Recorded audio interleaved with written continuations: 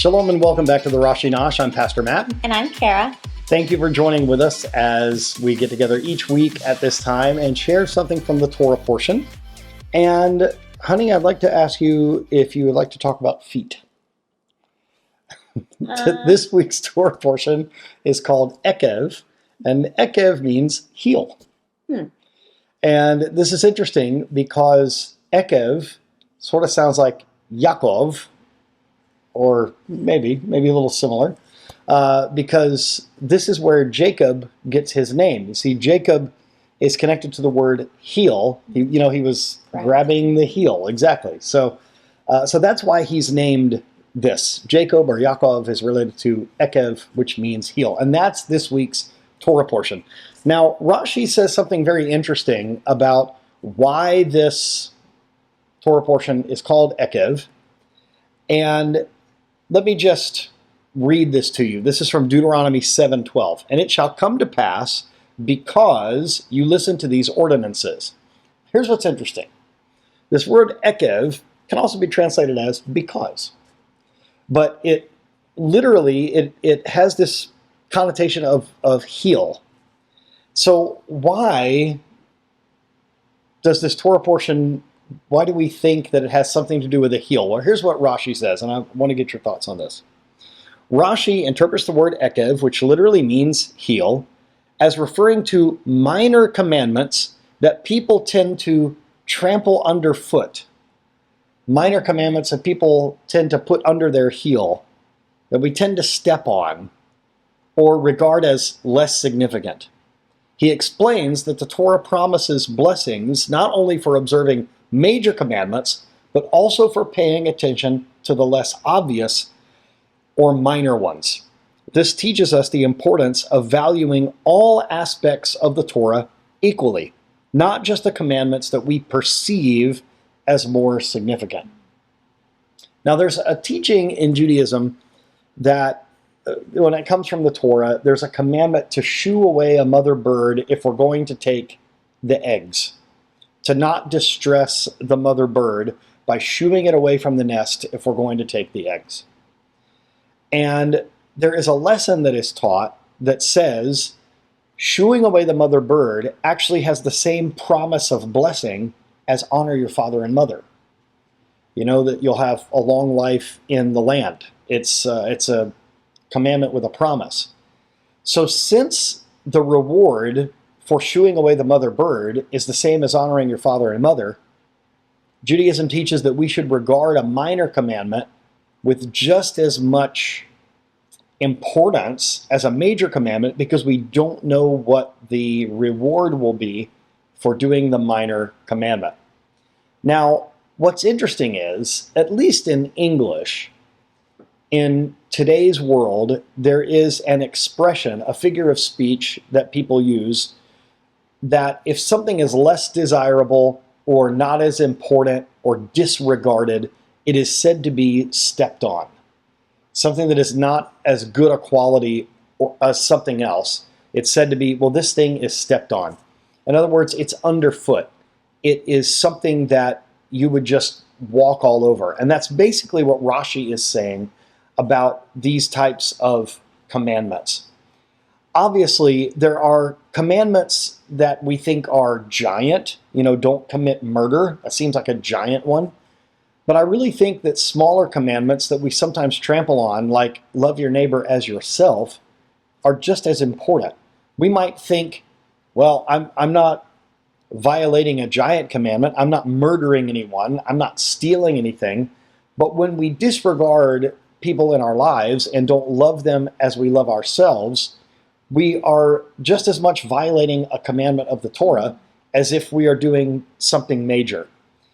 So do you think that there is an importance, or how do you feel about this idea of if we do well in the small commandments, that we're probably going to be looking after the larger ones? Yeah, makes me think of the saying how, all the commandments can be boiled down into love God and love others, So if you love others, then you're not going to steal, you're not going to murder, you're not going to do all that stuff. Yes. And it's definitely easier to do and focus on the the negative commands, like don't do this, but sometimes you forget all the stuff that you should do, like the positive. Sometimes it's hard to remember to do those things, more of the mitzvah type things, as opposed to just trying to avoid all the big no-nos, Right. Well, and even some of the commandments that seem rather big, I think the older we get, they break down into smaller things, like as our parents age, honor your father and your mother. I think doing little things for our parents as they get older, I think is really a big deal. Yeah. I watched as my parents really looked after my grandmother who passed away a few years ago. She was over 100 years old, but she was still living at home and living on her own. She was very independent. She didn't want to be a bother or a burden to anyone. And I know you would go over periodically and clean her apartment. And she still was cooking for herself and doing her own laundry and all of this stuff.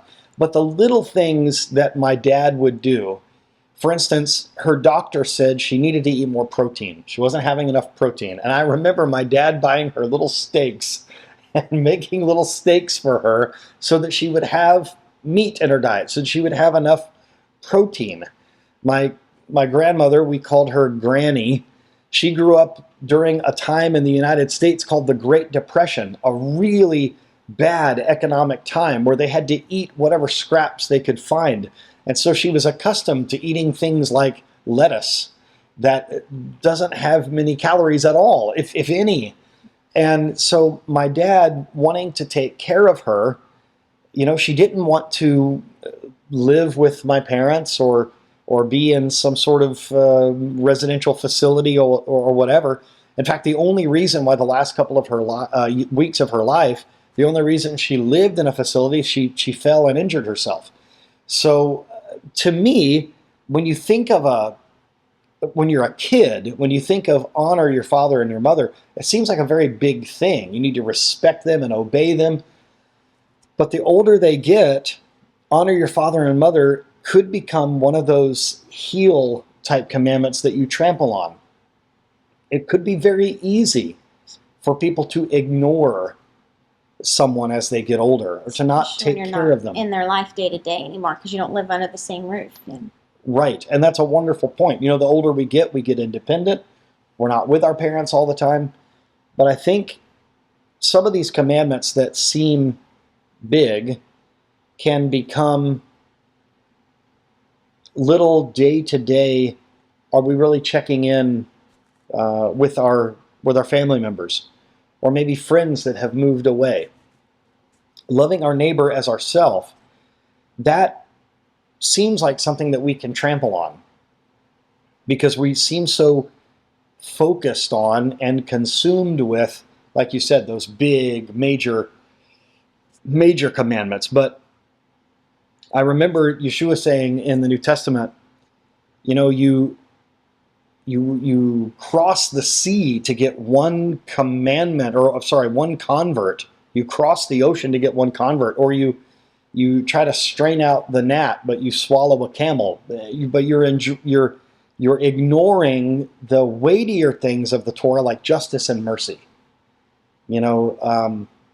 These are things that could be trampled underfoot, and we need to maybe pay attention to those little commandments. The little ones are just as important as the big ones. And so let's make sure that we're doing that. Let's make sure that we are loving our neighbor the way that we love ourselves. Let's make sure that we are taking care of those of our friends and family that are maybe getting a little older. It's a Jewish concept that if you have a limited amount of food and you have an animal, that you feed your animal first. That's actually a Jewish concept. These tiny things, little acts of love and care and concern, escorting someone, helping them get into a building or get out of their vehicle, little things like that are there. It's still a mitzvah, even though it seems very small. So I think our advice to our viewers this week should be that they pay attention, that they do something small, that they do a little mitzvah, a little act of kindness, something that you might think is just a small thing that might go under your heel. But let's pay attention during Parashat Eikev to those smaller commandments. See what doing a small mitzvah in someone's life, see how it can make a big difference in their day. So, anything else on that? No. I mean, I feel like just like if you're trying to become more and more holy, and starting with the smaller is almost makes more sense. You know what I mean? They're more attainable. Right. And so then you build, and then those become second nature, and then you add more, and then you add more. So it's almost in the search for righteousness. You know what I mean? It would make sense to focus more on the small that are more attainable. But we tend to do the opposite. Right. That's very curious. So do you think maybe it's possible for us to look at some of these small things and maybe make them habits in our life to where they become second nature? That's very good advice. That's very good advice for us this week, to start small.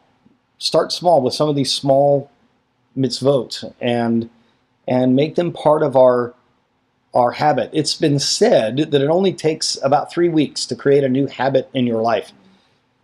Some of us maybe have some habits that we want to try to get rid of. Maybe we have some negative habits, some bad habits. And maybe it would be good for us to try to get rid of some of those bad habits and add some new good habits, some positive things that we can do. So this week, pay attention to your heel. Pay attention to those things that might go underfoot, and to treat them with the same importance as what we might consider large commandments. Thank you so much for joining us. We pray that this has been a blessing to you, and we are praying for you no matter where you are in the world. May God bless you and give your family shalom.